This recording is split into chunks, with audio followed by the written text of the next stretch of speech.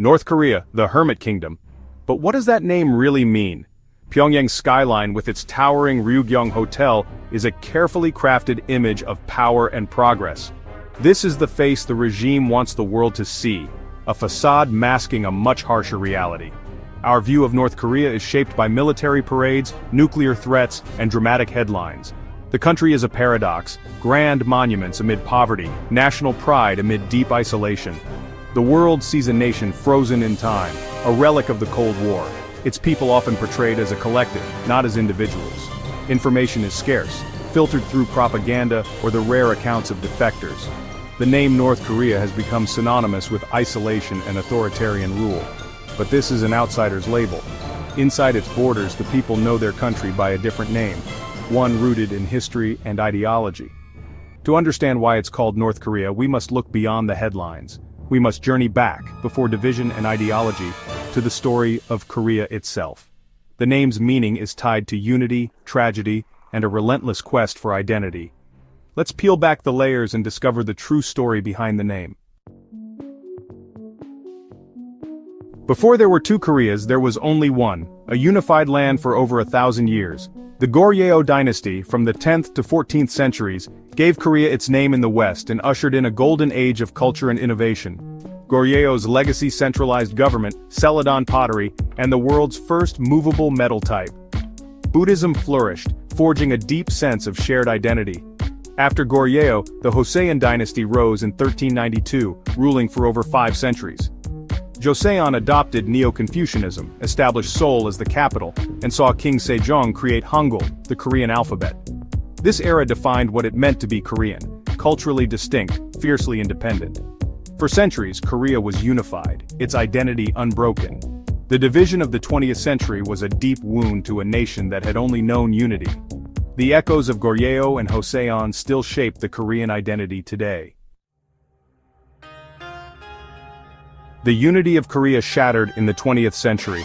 After World War II and decades of Japanese rule, the peninsula was divided by the Allies, US in the south, Soviet Union in the north, along the 38th parallel.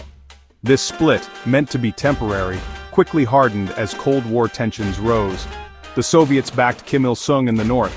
The US supported Syngman Rhee in the south. Two rival states emerged, each claiming legitimacy over all Korea. Families were torn apart, and the division became permanent after the devastating Korean War. The war ended with an armistice, not peace, leaving the two Koreas technically still at war. The name North Korea was born from this split, a label for a divided land. It's more than geography, it's a symbol of a political and ideological rift. The scars of this division still define the peninsula. The world calls it North Korea, but that's not what its people call their country. Officially, it's Chosun Minjujuwi Inmin-Kongwaguk, the Democratic People's Republic of Korea, or DPRK. Each word is loaded with meaning. Chosun, the historical name for Korea, Minjujuwi, Democratic, Inmin People's, Kongwaguk, Republic. This name is a statement of legitimacy and ideology, projecting an image of democracy and people's rule. But the reality is far different. The use of Chosun is deliberate, a claim to the entire peninsula's history and legitimacy, rejecting the South's identity. In the South, the country is called Daehan Mingguk, or Hanguk. The two Koreas even use different names for their language and land.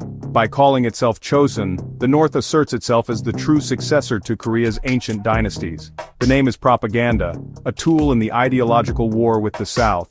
It's meant to sound progressive and rooted in the people, but masks a regime ruled by a single family.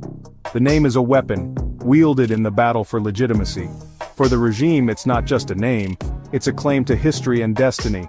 When we hear Chosun Minjujuwi Inmin Kongwaguk, we're hearing the state's narrative in 5 words. It's the name of a nation as its leaders want it to be seen. Chosun isn't a modern invention, it's a name from Korea's ancient past. Joseon, or Old Chosun, was Korea's first kingdom, said to be founded by the mythical Dangun in 2333 BC. The name Chosun means land of the morning freshness, or land of the morning calm. It evokes images of misty mountains and tranquil sunrises, a poetic vision of Korea's natural beauty. This name was revived in 1392 by the Joseon dynasty, linking the kingdom to legendary origins and a pure Korean identity. For centuries, Joseon was the name of a unified, independent Korea. By choosing Joseon, North Korea's founders claimed to be the true inheritors of this ancient legacy.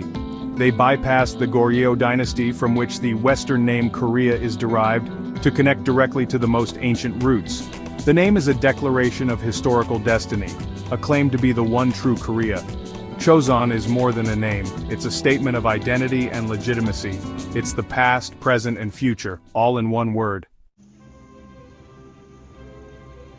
North Korea's identity is inseparable from its guiding ideology, Juche. Created by Kim Il-sung, Juche means self-reliance, a belief that Koreans must solve their own problems without outside help. Juche emerged from Korea's history of colonization and division, asserting absolute independence. It demands loyalty to the supreme leader, seen as the nation's embodiment. Juche fuels national pride and isolation, justifying the regime's control and secrecy. The state controls all information, seeing foreign influence as a threat. The name Joseon is seen as the embodiment of this self-reliant spirit.